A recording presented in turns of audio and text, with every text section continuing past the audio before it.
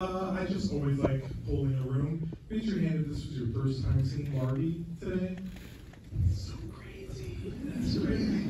No, I'm so glad you guys are here. Support big movies. Big screen. We love movies. So, what's a better way to celebrate President's Day than with some America in your life, right?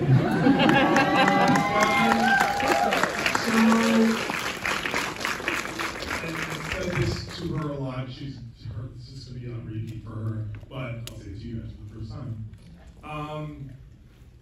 What's stronger than a woman in this world? For me, it's a Latina woman, right? What's stronger than a Latina woman? A Latina mother. I was raised by one. And then what's stronger than a Latina mother is a Latina mother who has a white husband that can't speak Spanish. And that person is invincible. Now you will refer to her as her God-given name from now on, Academy Award nominee.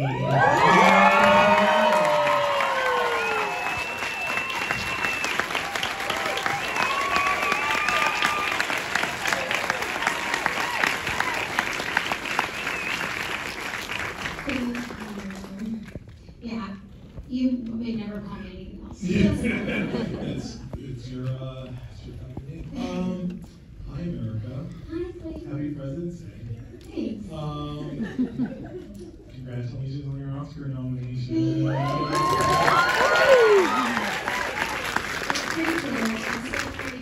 don't know how to sit in this dress because it has this.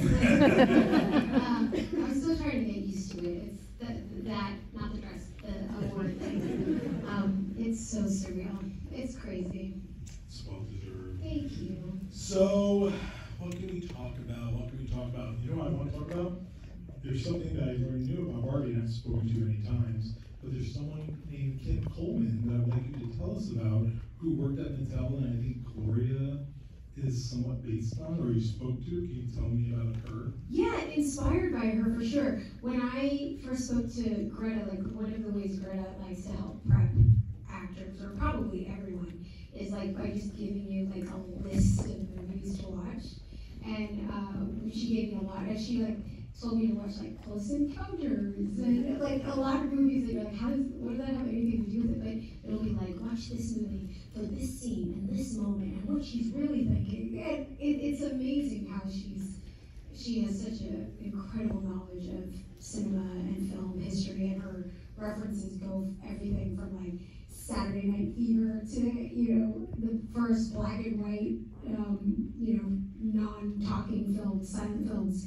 And anyway, so when we started, we talked about movies I should watch from Gloria, and one of them was this documentary. I don't know if anyone here has heard of it. It's called Tiny Shoulders. It's on Hulu, and it's about kind of this moment, the moment that probably made this movie possible, which was that at Mattel, there was this huge push to sort of, Greta calls it like the Barbie singularity, or like Barbie became all different shapes and sizes and colors, and it wasn't like, this is Barbie and that's Taylor and this is Stacy. It was like, they're all Barbie. And whether she's in a wheelchair, whether she's black, whether she's Asian, whether she has a prosthetic, like they're all Barbie. But that was a huge kind of upheaval at Mattel. And I watched the documentary, and at the center of it is this woman, Kim, who is she's like the director of the artistic director of Barbie, and she's pushing and pushing for this change. And she's getting backlash from everyone. She's getting backlash from the legacy holders who are like, Barbie has been Barbie and will remain Barbie, and we're not going to change her, and she's been this way for 6 years. And then she's also getting all this like slack from her progressive, lesbian friend group who's like, why do you give a shit about Barbie? Like, why is this your fight? To bring Barbie into the world? Who cares? And for her, she had on her desk, she had this picture of herself as a child playing with Barbies with her mom. And for her, it was always about what she felt as a child playing with Barbie and how it made everything feel possible to her and how it connected her to her mother, who also played with Barbies. And she was this, really intelligent, progressive, cool woman you know, she wasn't out of touch with reality. She wasn't childlike. She wasn't naive. She was a real dope woman, but she cared about what she cared about, even if on both sides, like, people didn't get what she was trying to do and why she was trying to evolve Barbie. And when I watched the documentary, I, like, you know, zoomed in front, and I'm like, Kim! She's like, I'm like, that's Gloria! She's like, that's Gloria!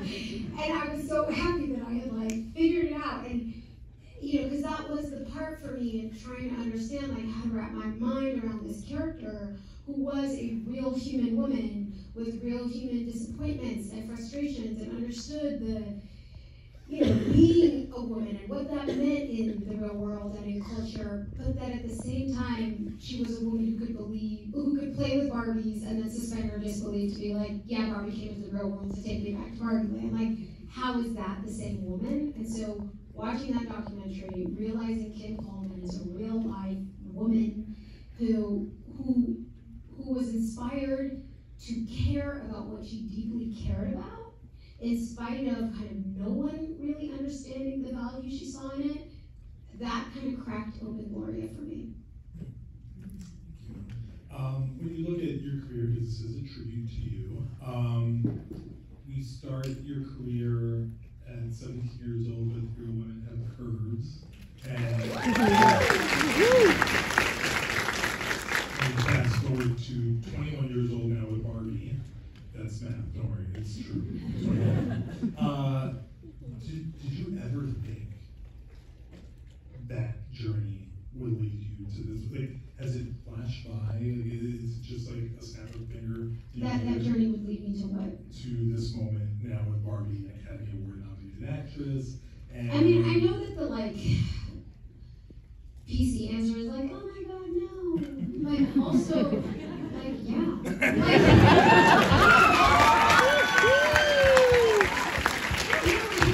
who would have thought? I'm like, me! I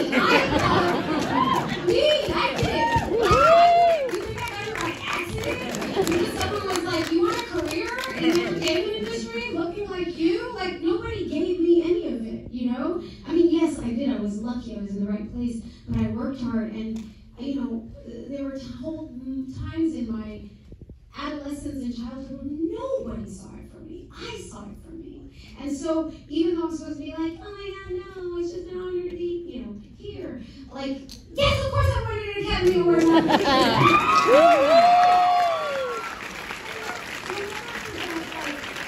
Watching Halle Berry win and what that meant and how it, you know, how it all of a sudden felt like, oh my god, things can change, and maybe one day I can be in that room and I can be a part of making culture and you know, being, like Barbie says, a part of making the ideas, not just being, you know, being the thing that's thought of, you know, in a way that doesn't truly represent me. So yeah, of course. Anyway, sorry, I got more.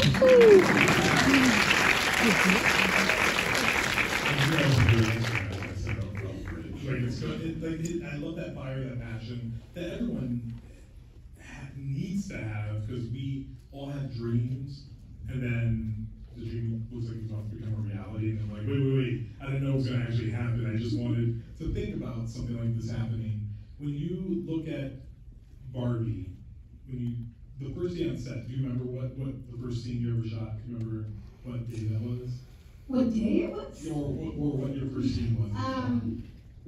I remember the scene. Is that what you're asking? Sure. Okay. It was a Tuesday, and it was one of the transportation scenes. Oh, it was the so those transportation vignettes to the real world and then back to Barbie land. We had to shoot it.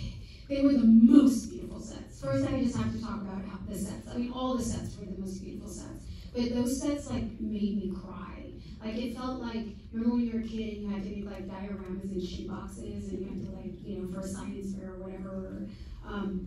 It literally felt like a life-size version of that. Like you were inside something a kid built, but it was real and like amazing artists made it. And anyway, the first scene was the sailing boat. Motorboat.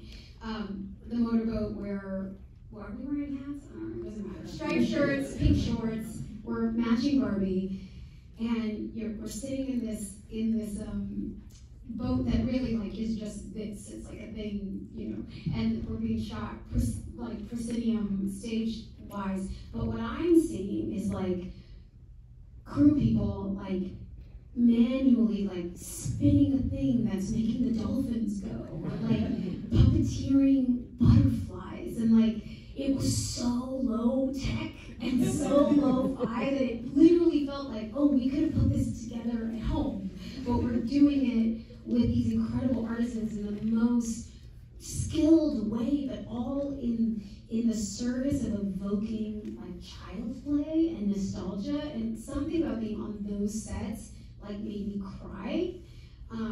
And my first day filming on Barbie was on one of those sets.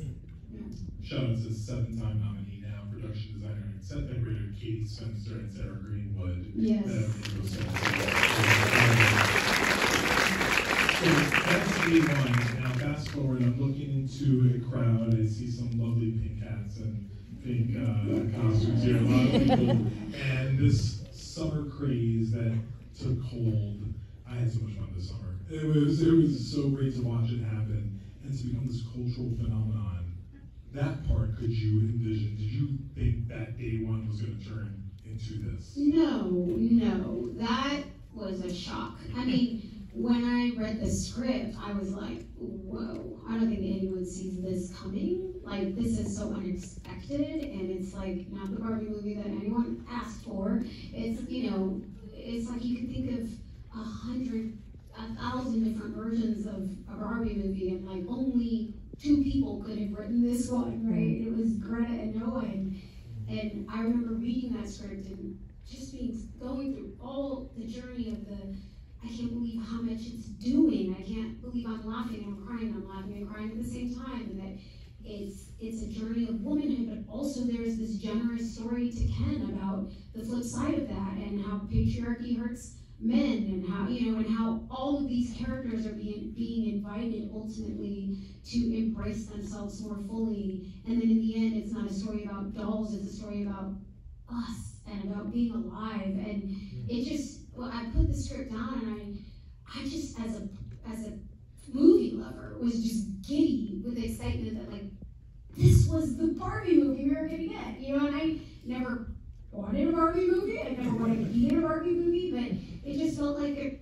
such a lovely surprise. And as we were doing it, and as I was on set and seeing the world that Greta had built with all these incredible department heads, you know, everything had been thought out. Like the pinks that were banned from Barbieland, and even the whites were pinks. You know, how much you thought about pink, the color pink, the sets and the props being just enough percentage bigger so that the Barbie dolls looked smaller, and you know the cars were made in this way, and you would open drawers and see props and details that no one was ever going to see, but that everyone was pouring their skill and their work and their hearts into.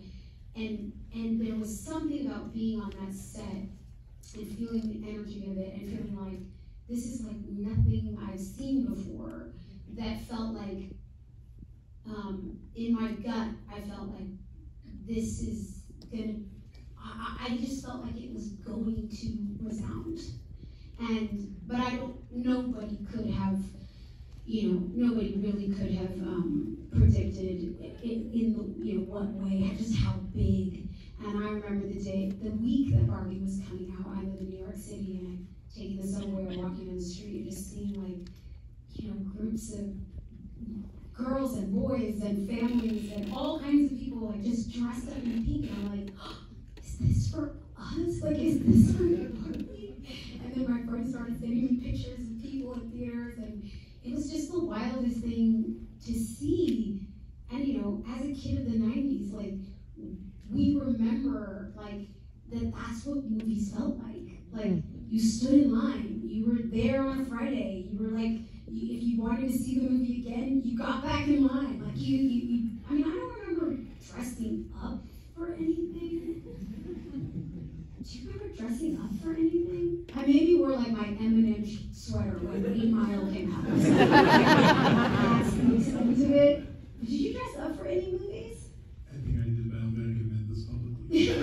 But like that part of it, like people are experiencing this together and they're having fun and they're dressing up for it, and the barbenheimer of it all, you know, it was just so exciting. It was an exciting week and weekend, and it was just fun to see people back in the theaters having fun.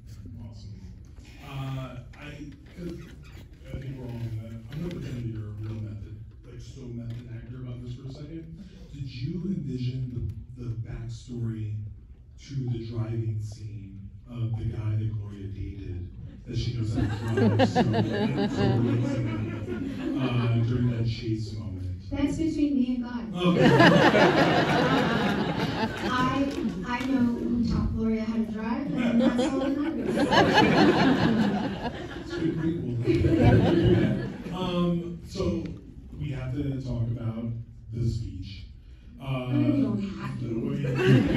There's first timers in the room, and they've been hearing about the speech for a long time. I apologize to every acting school in the world that's going to hear that speech or audition for the next 25 years. But why are you apologizing? On behalf of America Ferrera.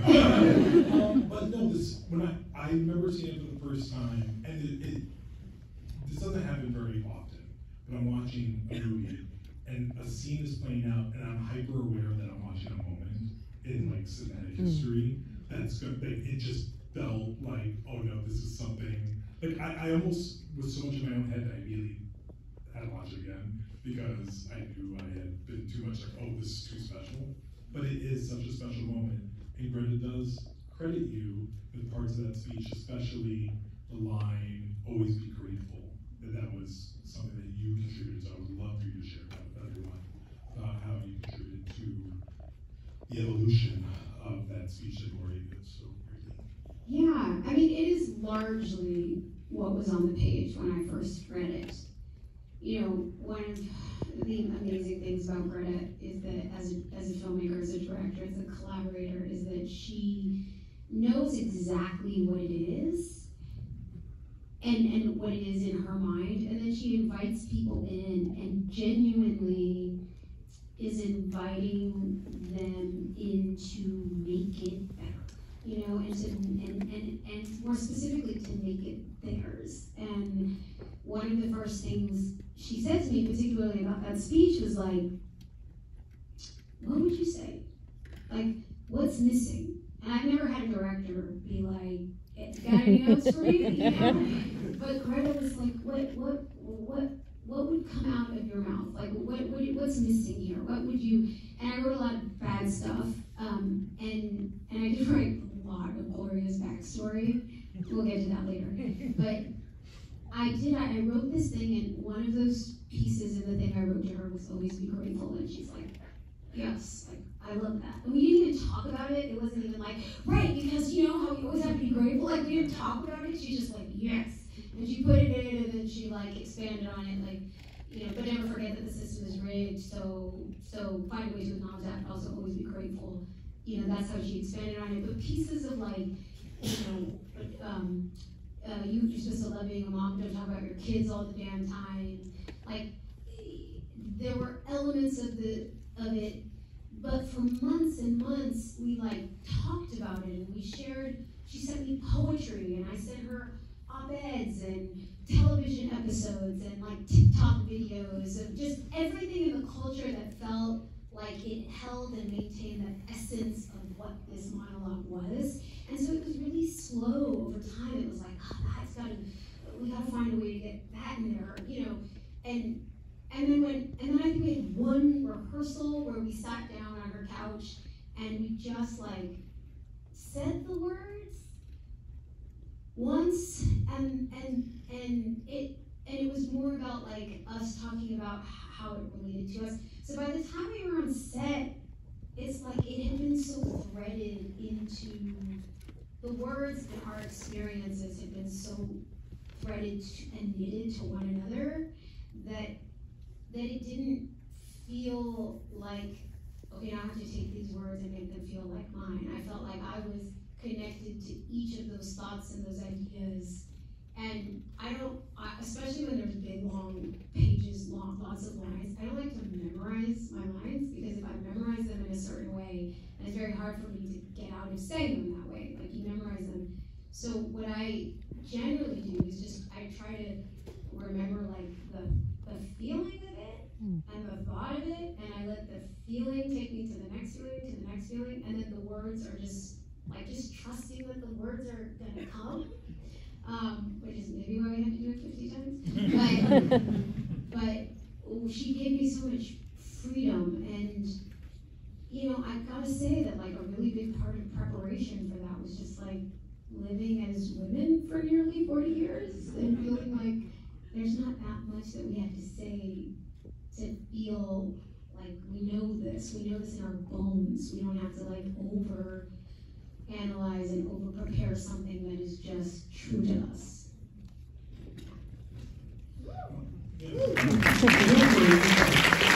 And one question for you before I pass to the audience here. As now an Academy Award nominated actress, an Emmy winner, who's about to make her directorial debut soon, and just be amazing, take over the world, hopefully run for president one day.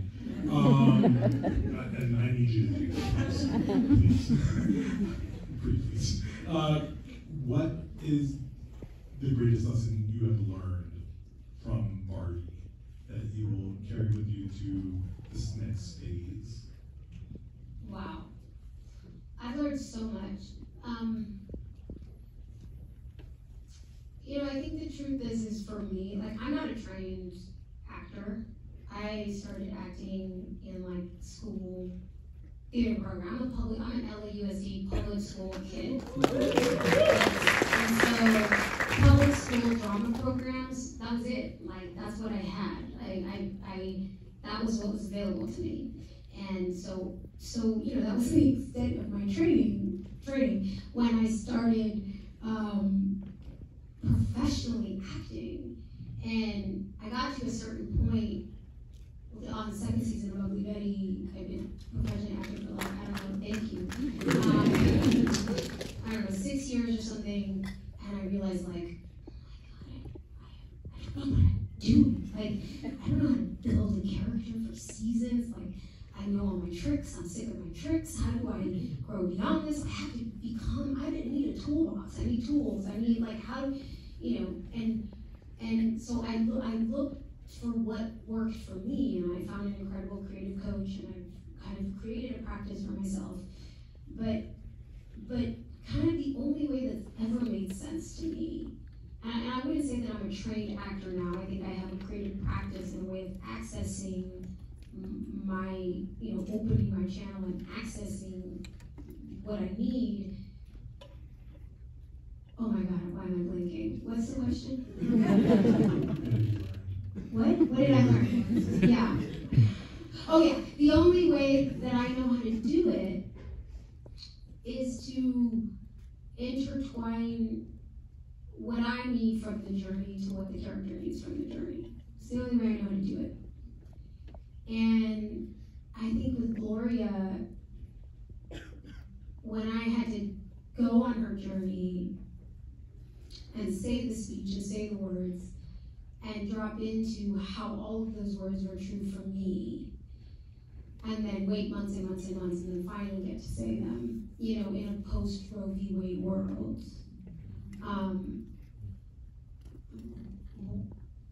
When I, you know, shot this monologue for 2 days, and then it was just a couple more days of filming, and then it was over.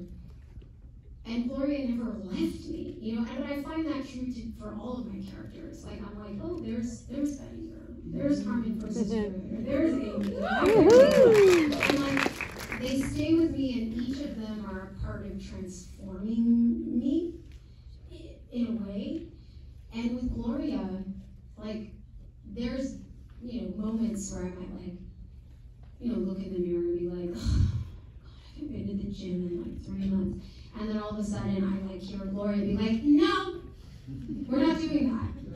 We're not doing that, because remember we said the thing and we did the monologue, and now we're on the other side of that shit and we're not going back here. And that has stayed with me. And like, those words were for me. They were for Gloria, they were for Barbie, they were for all of us, and they were for me too. And I felt transformed by being on that journey and having to genuinely feel and embody the truth of those words and how impossible they are. And in a way, it released me of the impossible assignment that I too still find myself trying to be all of the things. And anyway, I think the thing that I've taken away from it more than anything is like, Gloria gave me the freedom to be like, oh, I don't have to go back to before the monologue, because now I did it. I did the monologue, and now we're on this side of it, so that's what it is. Okay, so before I call people for questions, there's 3 rules. We're going to follow these rules, ready? Rule number 1, it has to be a question, it can't be a comment. 2, don't be an asshole, it needs to be something nice. And 3, please do not ask America to read your script. All right? You have a script, keep it in your pocket, send it to an agent. Right? 3 rules we're going to follow. Yep, right here. And you have to speak up and then I will repeat the others. Hi, because I first fell in love with you from Carmen from Sisterhood of the Traveling Pants when I was like 9 years old. I was wondering what the America who played Gloria would give advice to the America who played Carmen. What advice would the America give the person who played her in Sisterhood of the Traveling Pants give to this America?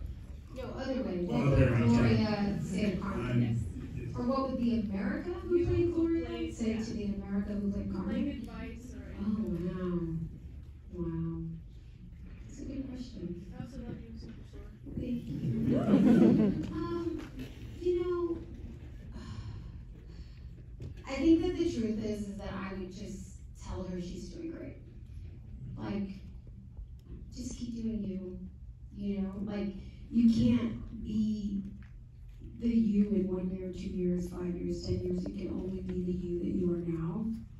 And you know, it's like, it's hard to watch yourself do something that you just did. You're like, oh, my voice, and why did I make that face, and why did I do that thing? But if I've now done this long enough, or like I can go back and watch something I did 18 years ago or 20 years ago and see like someone who doesn't feel like me.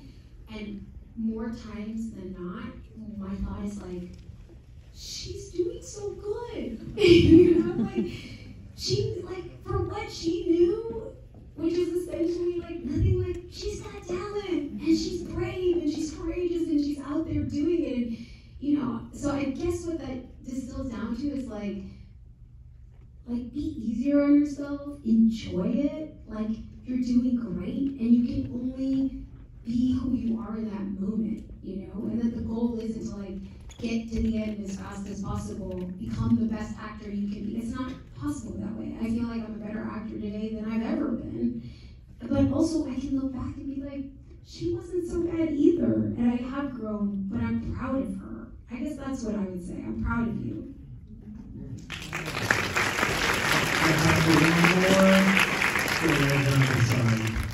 What's the nicest thing anybody's ever told you about the monologue?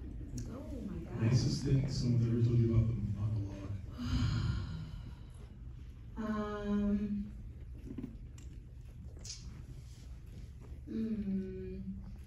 Okay. Well, I was on a flight, and there was a flight attendant who came up to me, and she said that she was having a really hard time at work, kind of fighting for some things that she thought she deserved, and her coworkers were having, you know, kind of having a hard time, feeling like they were getting nowhere and they weren't going to get any of the things that they wanted. And she said that she like went back and watched my monologue just for like courage, and that then she took that courage and went back and fought again, and then, you know, kept it going. And she said she, you know, that it kept her from quitting and it gave her the courage she needed to keep fighting. And like, I think that that's so beautiful. And she had tears in her eyes, and it was just a lovely, amazing thing to get to be the recipient of, you know, what this journey and the truth that of the words that Greta wrote, and something that feels so true for so many people, to get to be the person who brings that through, and then, by proxy ends up receiving all the love for it. It is really overwhelming, but I've heard so many nice things, but that's what comes to mind.